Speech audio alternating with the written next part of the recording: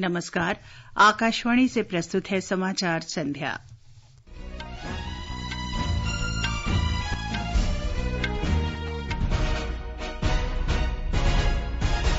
प्रधानमंत्री नरेंद्र मोदी ने अहमदाबाद में गुजरात महापंचायत सम्मेलन में बापू के ग्रामीण विकास और ग्राम स्वराज के सपने को साकार करने का आह्वान किया। 5 राज्यों में विधानसभा चुनावों के परिणामों के बाद नई सरकार के गठन को लेकर राजनीतिक गतिविधियां तेज। गृह मंत्री अमित शाह ने सभी केंद्रीय एजेंसियों को अपराधों और अपराधियों का पता लगाने वाले नेटवर्क और प्रणाली से जुड़ने को कहा। भारत और चीन के बीच लद्दाख में कोर कमांडर स्तरीय वार्ता का 15वां दौर शुरू। भारत और कनाडा द्विपक्षीय व्यापार में संभावनाओं के लिए व्यापक आर्थिक भागीदारी समझौता वार्ता फिर शुरू करेंगे। उपराष्ट्रपति एम वेंकैया नायडू ने राज्यों से नई शिक्षा नीति लागू करने का आह्वान किया। केंद्रीय माध्यमिक शिक्षा बोर्ड ने 10वीं और 12वीं कक्षा के लिए दूसरी बोर्ड परीक्षा की तिथियां जारी की। यूक्रेन में कथित अमेरिकी सैन्य जैविक गतिविधियों पर विचार के लिए रूस के अनुरोध पर आज संयुक्त राष्ट्र सुरक्षा परिषद की बैठक होगी और आईसीसी महिला विश्व कप क्रिकेट में कल हैमिल्टन में भारत का मुकाबला वेस्ट इंडीज से। समाचार संध्या में मनोज के साथ मैं चंद्रिका जोशी। श्रोताओं से अपील है कि कोविड से सुरक्षित रहने के लिए कृपया इन 4 सरल उपायों का पालन अवश्य करें। पूर्ण टीकाकरण कराएं, मास्क पहनें, 2 गज की सुरक्षित दूरी बनाए रखें, हाथ और चेहरा साफ रखें। और अब समाचार। प्रधानमंत्री नरेंद्र मोदी ने कहा है कि महात्मा गांधी के ग्राम स्वराज के सपने को साकार करने में पंचायत राज प्रणाली बहुत महत्वपूर्ण है। अहमदाबाद में गुजरात महापंचायत सम्मेलन को संबोधित करते हुए श्री मोदी ने कहा कि महात्मा गांधी का मानना था कि गांवों को सशक्त बनाकर ही गांव का विकास किया जा सकता है। उन्होंने कहा कि गुजरात महात्मा गांधी और सरदार पटेल की भूमि है। आजादी के अमृत महोत्सव के अवसर पर महात्मा गांधी और सरदार पटेल के सपनों को साकार करने के लिए सरकार प्रतिबद्ध है। ये बापू की धरती है, ये सरदार वल्लभ भाई पटेल की धरती है और बापू ने हमेशा ग्रामीण विकास की बात, आत्मनिर्भर गांव की बात, सशक्त और समर्थ गांव की बात सदा सर्वदा कही है। और इसलिए जब आजादी का अमृत महोत्सव मना रहे हैं तो पूज्य बापू के सपनों के हम सब एक प्रकार से प्रतिबद्ध हैं कि आजादी के जंग में जो सपने देख करके लोगों ने अपने आप को आहूत किया, अपनी जवानी खपा दी, हमें उन सपनों को साकार करना चाहिए। प्रधानमंत्री ने कहा कि पंचायती राज व्यवस्था में महिलाओं को अधिक प्रतिनिधित्व देने में गुजरात देश के अग्रणी राज्य है। આજે જ્યારે હું પંચાયતના આપ સૌ સાથીઓ સાથે મળવા તો મને મોકો મળ્યો છે, એમાં મોટા ભાગે બહેનો છે અને ગુજરાતનું સદભાગ્ય છે। शायद देश के लोगों को पता नहीं होगा, गुजरात में पंचायत व्यवस्था में पुरुषों से ज्यादा प्रतिनिधित्व महिलाएं कर रही है।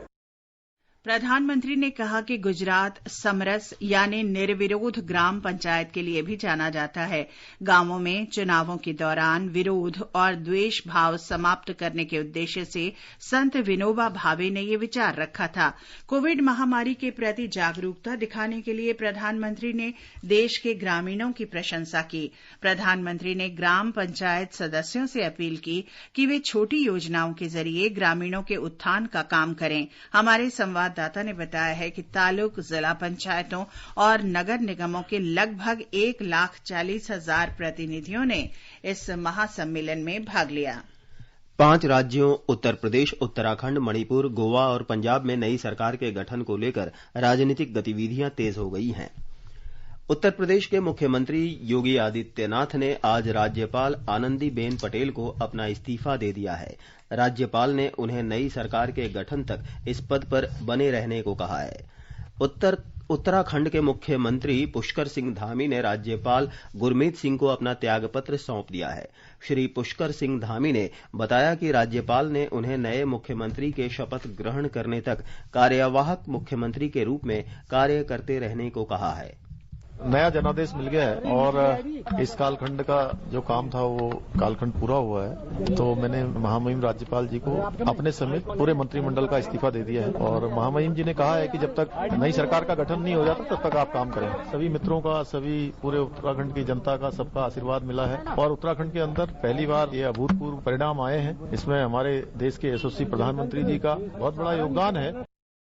इस बीच भारतीय जनता पार्टी ने केंद्रीय मंत्री और वरिष्ठ नेता पीयूष गोयल और धर्मेंद्र प्रधान को राज्य में पार्टी विधायक दल का नेता चुनने के लिए पर्यवेक्षक बनाया है।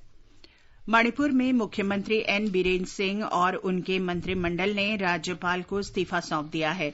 राज्यपाल ने नया मुख्यमंत्री नियुक्त होने तक उन्हें कार्यवाहक मुख्यमंत्री के रूप में कार्यभार संभालने को कहा है। इस बीच राज्य में नई सरकार के गठन संबंधी गतिविधियां तेज हो गई हैं। 60 सदस्यों की विधानसभा में 32 सीटें हासिल करने वाली भारतीय जनता पार्टी के केंद्रीय प्रेक्षकों के जल्द ही मणिपुर पहुंचने की आशा है। पार्टी के राज्य प्रभारी संबित पात्रा सरकार गठन के बारे में राष्ट्रीय नेताओं से बातचीत के लिए मणिपुर से रवाना हो चुके हैं।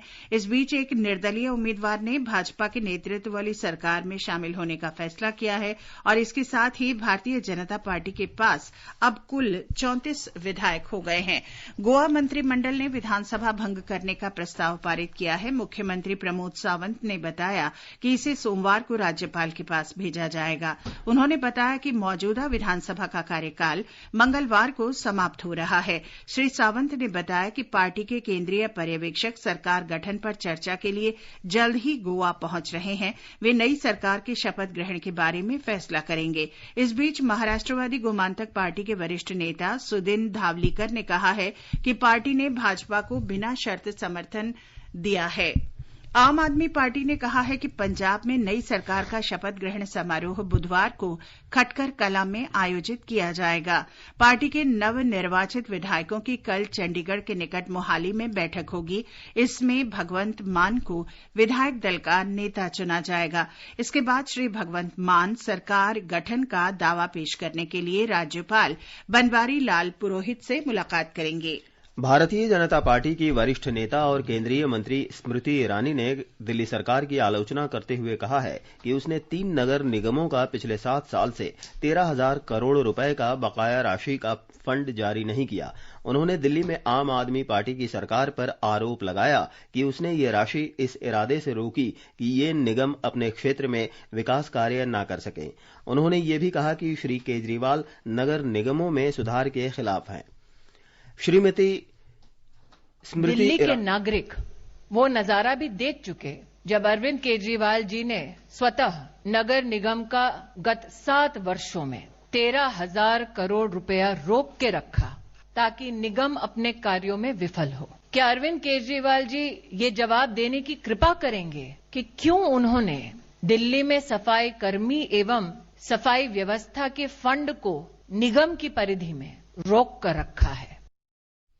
श्रीमती स्मृति ईरानी ने देश में आम आदमी पार्टी की लहर के बारे में श्री केजरीवाल के इरादे पर आश्चर्य व्यक्त करते हुए कहा कि उनकी पार्टी को उत्तर प्रदेश विधानसभा चुनाव में नोटा से भी कम वोट मिले हैं और उत्तराखंड में 50 सीटों पर पार्टी जमानत भी नहीं बचा पाई है।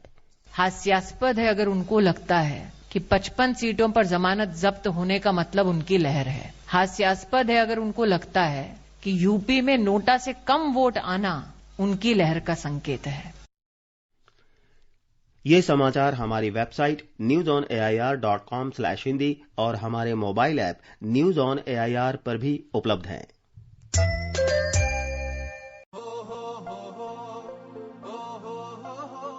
अब गांव-गांव और खेत-खेत की बात है कुछ निराली। फसल बीमा पॉलिसी से छाई है खुशहाली। द्वार द्वार और हाथ हाथ में सुरक्षा की सौगात। गर्व से बोल रहे हैं सभी किसान, मेरी पॉलिसी मेरे हाथ। आजादी के अमृत महोत्सव पर हम देश के किसानों को दे रहे हैं सुरक्षा की सौगात। प्रधानमंत्री फसल बीमा पॉलिसी अब आपके हाथ। और पॉलिसी को बीमित किसानों के द्वार तक पहुंचाने के लिए हमने फसल बीमा पॉलिसी वितरण कार्यक्रम का किया है शुभारंभ। देश भर के किसानों ने करीब 21,000 करोड़ रुपए ही प्रीमियम के तौर पर दिए, लेकिन उन्हें मुआवजे के तौर पर 1 लाख करोड़ रुपए से ज्यादा मिले। जब खराब मौसम की हो मार, PMFBY दे आर्थिक सुरक्षा बार बार। प्रधानमंत्री फसल बीमा योजना, कृषि एवं किसान कल्याण मंत्रालय, भारत सरकार। समाचार संध्या में आपका फिर स्वागत है। गृह मंत्री अमित शाह ने सभी केंद्रीय एजेंसियों को अपराध और अपराधियों का पता लगाने वाले नेटवर्क और प्रणाली यानी CCTNS से जुड़ने के लिए कहा है। श्री अमित शाह ने कहा कि गृह सचिव को इस संदर्भ में केंद्रीय एजेंसियों के प्रमुखों के साथ बैठक करनी चाहिए। राष्ट्रीय अपराध रिकॉर्ड ब्यूरो NCRB के 37वें स्थापना दिवस पर नई दिल्ली में आयोजित समारोह में गृह मंत्री ने कहा कि ब्यूरो द्वारा जुटाए गए आंकड़ों संबंधी जानकारी का इस्तेमाल राज्यों के पुलिस बलों के लिए सालाना कार्यनीति बनाने के लिए किया जाना चाहिए। भारत और चीन के बीच कोर कमांडर स्तरीय वार्ता का 15वां दौर आज शुरू हुआ। General officer commanding lieutenant general Anindya Sen Gupta Chushul Moldo सीमा चौकी के भारतीय हिस्से में पीपल्स लिबरेशन आर्मी के साथ बातचीत में भारतीय प्रतिनिधि मंडल का नेतृत्व कर रहे हैं। ब्यौरा हमारे संवाददाता से।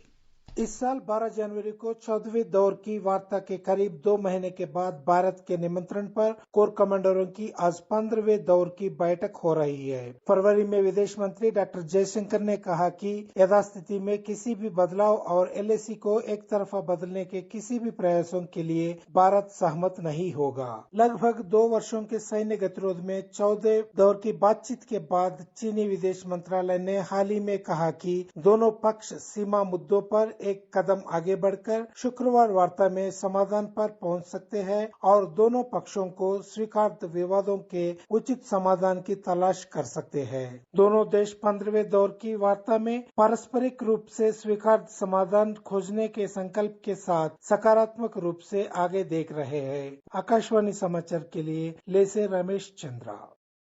जम्मू कश्मीर के पुलिस महानिदेशक दिलबाग सिंह ने कहा है कि आतंकवादी हताशा और निराशा में आसान ठिकानों को निशाना बना रहे हैं। उन्होंने कहा कि केंद्र शासित प्रदेश में सुरक्षा बलों की कार्रवाई से आतंकवादी निराश और हताश हैं और उनकी संख्या भी घट रही है। दिलबाग सिंह ने कहा कि आतंकवादियों को बख्शा नहीं जाएगा। दूरदर्शन समाचार से विशेष भेंट में उन्होंने कहा कि कश्मीर घाटी में कल 3 आतंकवादियों को मारे जाने से स्पष्ट संदेश गया है कि पुलिस और सुरक्षा बल आतंकवादियों और उनके आकाओं के किसी भी षड्यंत्र को कभी भी सफल नहीं होने देंगे।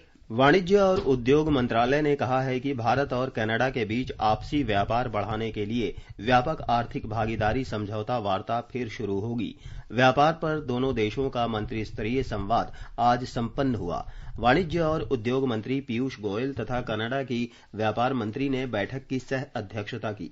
दोनों देशों ने आपसी व्यापार और निवेश बढ़ाने के अनेक मुद्दों पर विचार विमर्श किया।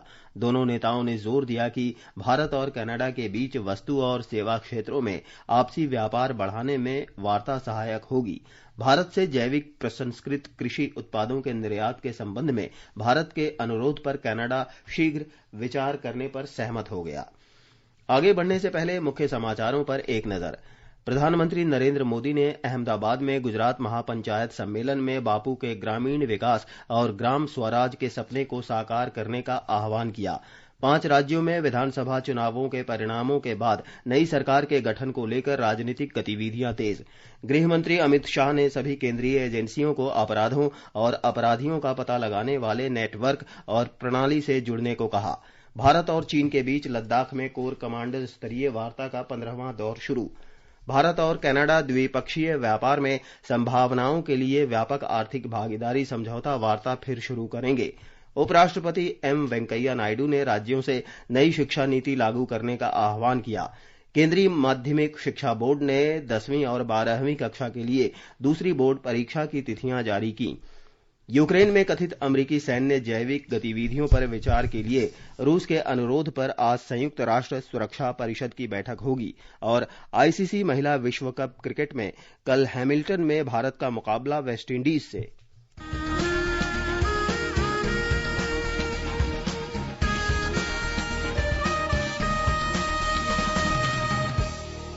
आजादी के आंदोलन के खजाने में ऐसे ढेरों शब्द जिन्होंने बदल दिए इतिहास। तारीख बदलने वाले लफ्जों पर आकाशवाणी समाचार प्रसारित कर रहा है विशेष कार्यक्रम धरोहर हर सोमवार।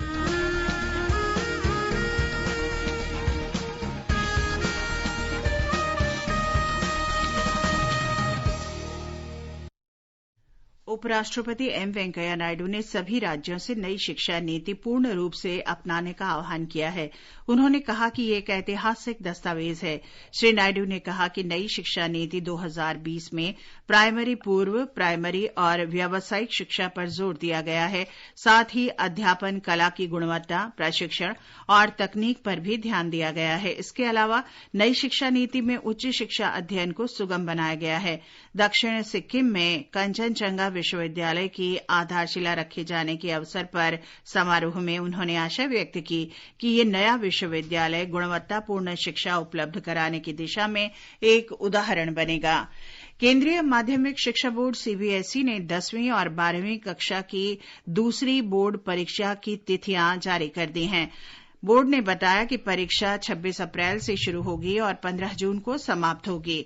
महामारी के दौरान विद्यार्थियों की पढ़ाई के नुकसान को ध्यान में रखते हुए बोर्ड ने दोनों कक्षाओं के लिए लगभग सभी विषयों में 2 परीक्षाओं के बीच अधिक अंतराल रखा है। डेटशीट तैयार करते समय जेईई मेन सहित प्रतियोगी परीक्षाओं का भी ध्यान रखा गया है। ऑपरेशन गंगा के अंतर्गत विद्यार्थियों का एक और समूह आज सुबह भारत लौटा।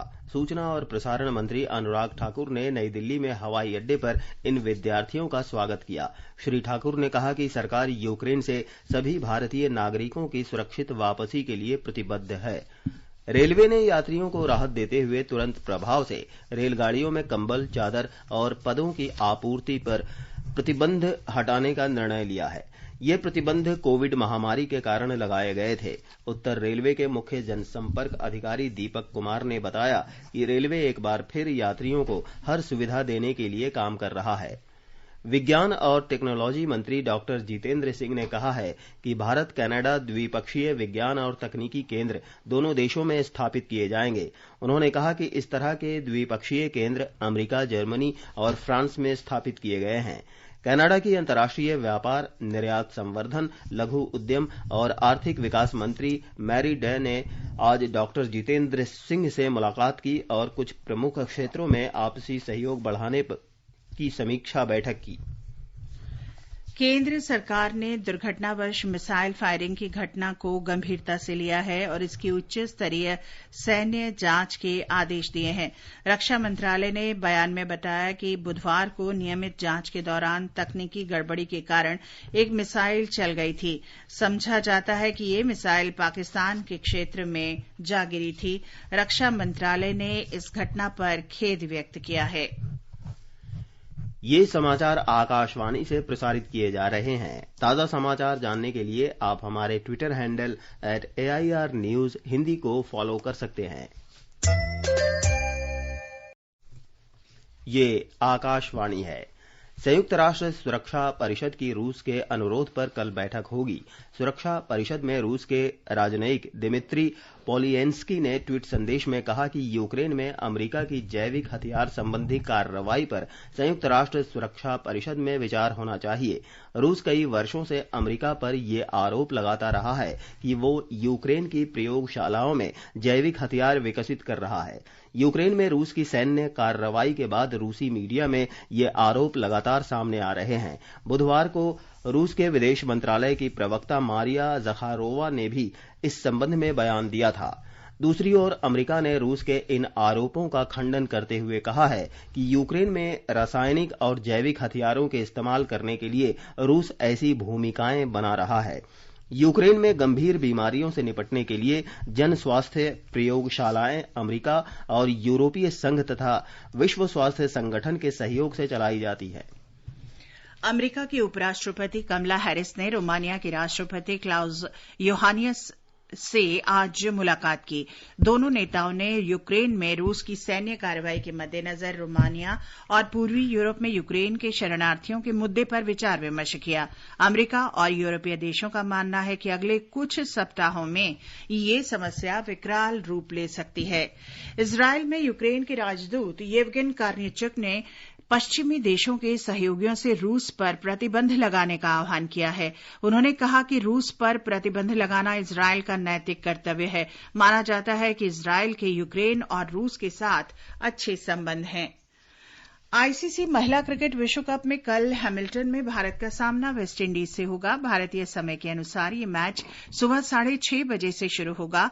आकाशवाणी से इस मैच का आंखों देखा हाल सुबह 6 बजे से प्रसारित किया जाएगा। भारत और श्रीलंका के बीच बेंगलुरु में 2 टेस्ट मैचों की श्रृंखला का अंतिम मैच कल से खेला जाएगा। ये मैच दिन रात का होगा। मोहाली टेस्ट मैच जीतकर भारत 1-0 से आगे है। आजादी का अमृत महोत्सव के अंतर्गत आइए अब सुनते हैं आकाशवाणी की विशेष प्रस्तुति आजादी का सफर। आजादी का अमृत महोत्सव।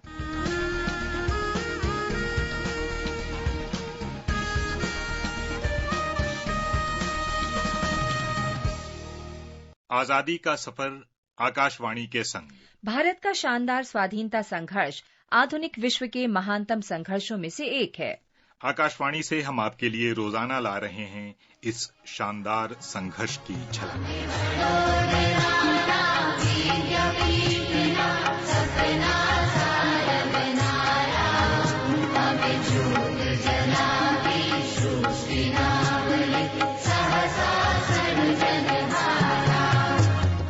आज हम सयाजी राव गायकवाड़ तृतीय का स्मरण कर रहे हैं। उनका जन्म 11 मार्च 1863 को हुआ था। वे 1875 से 1939 तक बड़ौदा के महाराजा थे। महाराज के पद पर आसीन होने के कुछ महीनों में ही उन्होंने लड़कियों के लिए 8 स्कूल खोले।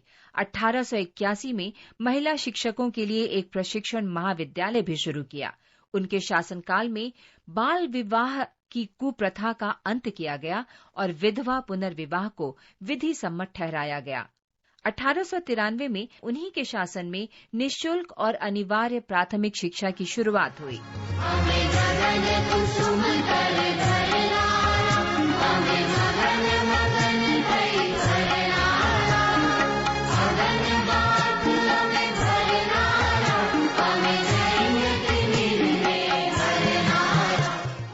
महाराज सयाजी राव के संरक्षण में उस समय की सर्वश्रेष्ठ प्रतिभाओं को आगे आने का अवसर मिला।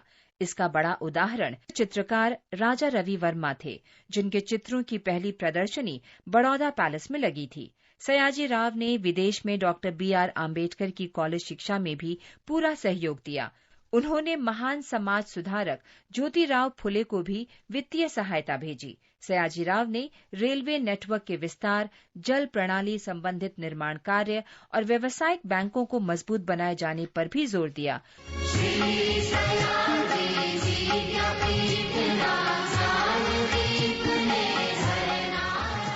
राव ने बाल गंगाधर तिलक का समर्थन किया, साथ ही महात्मा गांधी और इंडियन नेशनल कांग्रेस को भी समर्थन दिया। ब्रिटिश शासन के प्रति राजभक्ति दिखाने की उनकी अनिच्छा से रुष्ट होते हुए भी अंग्रेज उनके कार्यों से भयभीत रहते थे। वास्तव में 1911 में एक रोचक घटना भी हुई, जब ब्रिटिश सम्राट जॉर्ज पंचम दिल्ली आए। ब्रिटिश शासकों ने जानबूझकर सम्राट की ओर पीठ करके बैठने के लिए सयाजी राव की आलोचना की। 63 वर्षों के सशक्त और समर्थ शासन के बाद सयाजी राव का निधन 6 फरवरी 1939 को हुआ। इस महान विभूति को हमारा नमन।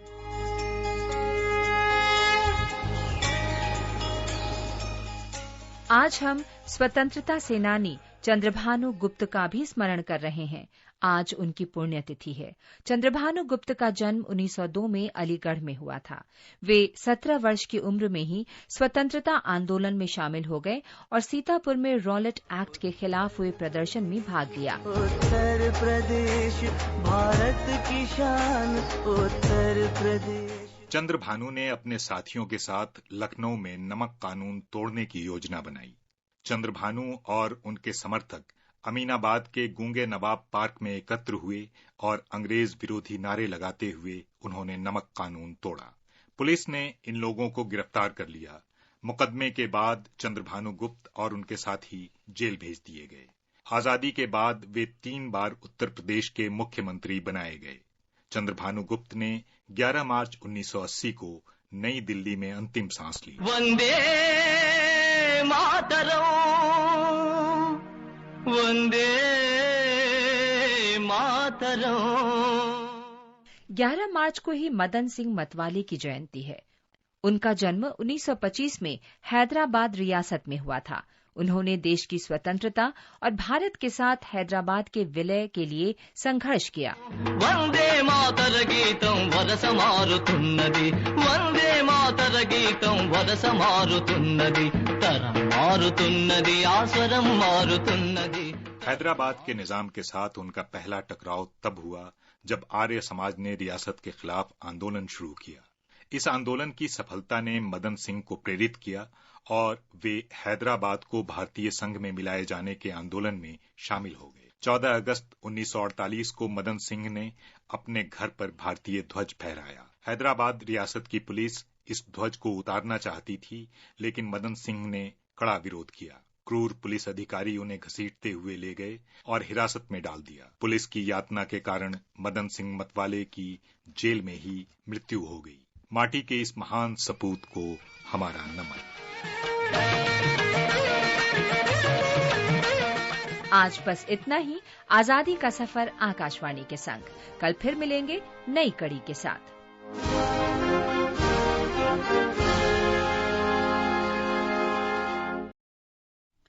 और अब आर्थिक जगत की खबरों के साथ हैं सोनू सूद। बम्बई शेयर बाजार का सेंसेक्स 55,550 पर बंद हुआ। नेशनल स्टॉक एक्सचेंज का निफ्टी 16,630 पर बंद हुआ। अंतर बैंकिंग विदेशी मुद्रा बाजार में रुपया डॉलर के मुकाबले 76 रुपए 59 पैसे प्रति डॉलर के स्तर पर बंद हुआ। और अंतर्राष्ट्रीय बाजार में ब्रेंट कच्चे तेल की कीमत $109.90 प्रति बैरल के करीब रही। जर्मन ओपन बैडमिंटन टूर्नामेंट में इस समय क्वार्टर फाइनल में एचएस प्रणॉय का सामना लक्ष्य सेन से हो रहा है। आज ही किदाम्बी श्रीकांत का सामना डेनमार्क के विक्टर एक्सेलेसन से होगा। आयुष मंत्री सर्बानंद सोनोवाल ने कहा है कि भारत पारंपरिक चिकित्सा से जुड़े सभी मामलों का नेतृत्व कर रहा है। आयुर्वेद आहार स्वस्थ भारत का आधार पर दिल्ली में आयोजित राष्ट्रीय संगोष्ठी में उन्होंने वैश्विक स्तर पर योग और आयुष के बारे में जागरूकता फैलाने के प्रयासों के लिए प्रधानमंत्री नरेंद्र मोदी के प्रति आभार व्यक्त किया। श्री सोनोवाल ने लोगों से प्रकृति और उसके साधनों के प्रति प्रतिबद्धता की भावना विकसित करने का आग्रह किया। सूचना और प्रसारण सचिव अपूर्वा चंद्रा ने आज एआईआर इंस्पेक्शन मैनुअल जारी किया। ये निरीक्षण से संबंधित नियमों और विनियमों के संकलन की पुस्तिका है।